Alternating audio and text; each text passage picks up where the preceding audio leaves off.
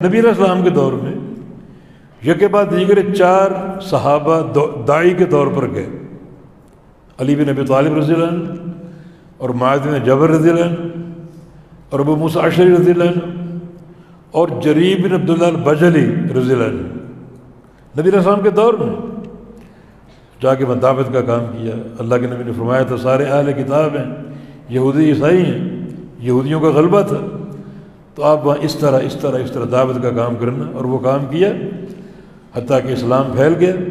اور یہ ایک بڑی واضح شہادت ابو منصور البغدادی کی طرف سے کہ سارے لوگ وہ اہل حدیث تھے۔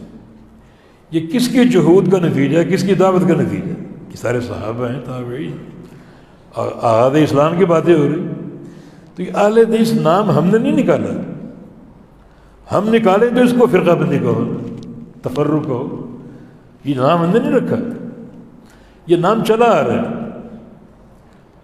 اور اس کا تسلسل صحابہ کے دور سے، اللہ کے نبی نے کیا فرمایا تھا کہ جو ایک فرقہ ہے، جو فرقہ منصورہ یا فرقہ ناجیہ جنتی گروہ، وہ الجماع ہے، الجماع۔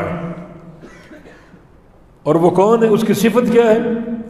اس چیز پر قائم ہے جس پر آج میں ہوں، اس چیز پر قائم ہے۔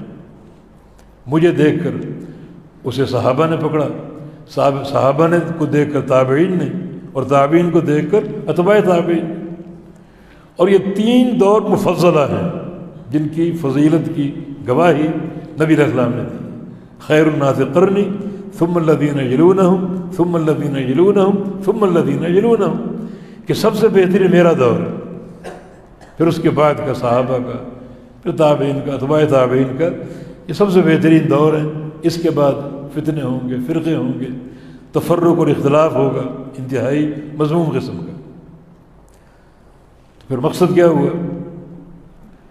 الجماع، اس کے اوپر کے سرے پر صحابہ ہیں،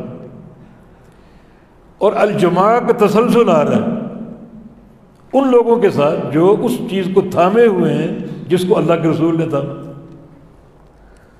اس کو فرقہ بندی کہو گے، یہ افتراق کا راستہ ہے۔